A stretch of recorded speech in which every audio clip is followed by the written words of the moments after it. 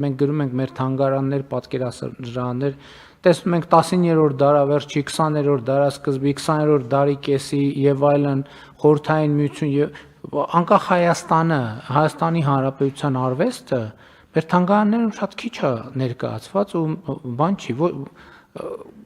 եւ սա կապ ունի այն խնդիրների հետ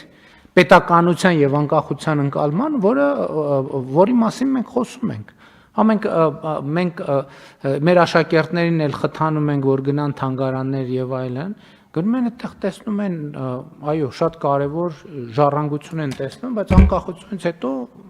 բան է, բաց է, վակուում է, չկա էլ ոչ մի բան։ Հայաստանում արվեստ չկա, մշակույթ չկա, ստեղծագործություն չկա, ոչ մի բան չկա։ Եվ սա լուրջ խնդրեմ է եւ այո մենք պետք է այդ ֆոնդերը համալրենք եւ մենք պետք է նաեւ մեր պետական պատկերասրահում Հայաստանի պետական պատկերասրահ չէ կոչվում Հայաստանի ազգային պատկերասրահում ասենք